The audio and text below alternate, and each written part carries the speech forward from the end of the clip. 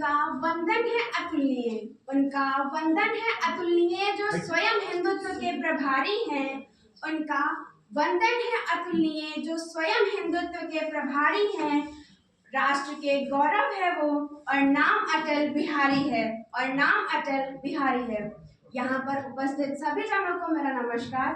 मैं आकृति तिवारी सुशासन के महत्व विषय पर अपने कुछ विचार लेकर प्रस्तुत हूँ। आओ सुशासन का दिया जलाएं, आओ फिर से दिया जलाएं। भरी दोपहरी में अंधियारा सूरज पर छाई से हारा, आओ फिर से दिया जलाएं। अंतर मन का नेह निचोड़े, बुझी हुई बातें सुलगाएं, आओ फिर से दिया जलाएं। सुशासन, शासन तो बहुतों ने किया, लेकिन सुशासन बहुत कम लोगों ने। और सुशासन की बात होते ही मुझे सबसे पहले हमारे पूर्व प्रधानमंत्री श्री अटल बिहारी वाजपेयी जी की याद आती है। ओजस्वी वक्ता, प्रखर कवि, सटीक निर्णय लेने में माहिर और चुटकीदार व्यंग्य शैली।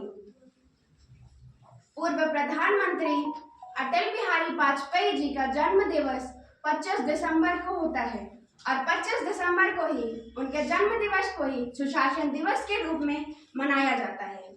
अटल जी के अंदर मर्यादा पुरुषोत्तम श्री राम जैसी संकल्प शक्ति, भगवान श्री कृष्ण जैसी राजनीतिक कुशलता और आचार्य चाणक्य जैसे निश्चय। अटल जी अपने देश का परिचय देते हुए कहते हैं कि भारत एक भूमि का टुकड़ा नहीं, जीता जागता राज्य पुरुष है। हिमालय इसका मस्तक है और नर्मदा इसकी करधनी। वह कहते हैं कि यहाँ का बूंद बूंद गंगा जल है और कंकर कंकर शंकर है। हम जीते हैं तो भी इसके लिए और मरेंगे तो भी इसके लिए, और मरने के बाद यदि कोई हमारी अस्थियों पर कान लगाकर सुनेगा तो आवाज आएगी भारत माता की जय। जहाँ सत्ता नहीं सेवा सर्वोच्च पहचान होती है, वही सुशासन की रोशनी हर दिल की जान होती है। वही सुशासन की रोशनी हर दिल की जान होती है। जब हर फैसला जनमन की धड़कन बनकर आगे बढ़ता है, तब वह धरती धन्य होती है जहाँ जनता ही भगवान होती है, जहाँ जनता ही भगवान होती है। सुशासन दिवस केवल एक औपचारिक दिवस नहीं, बल्कि राष्ट्र की आत्मा को स्पर्श करने वाला दिवस है। यह दिन है जो हमें याद दिलाता है कि शासन तभी महान बनता है जब वह जनता के विश्वास, पारदर्शिता और न्याय की मजबूत नींव पर खड़ा हो।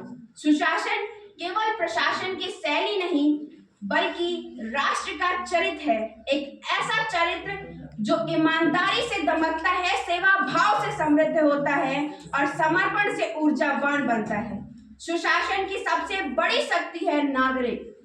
जब नागरिक सचेत होगा, जागरूक होता है और अपनी जिम्मेदारियों को समझने लगता है, तब शासन का स्वाभाविक रूप सबसे श्रेष्ठ बन जाता है।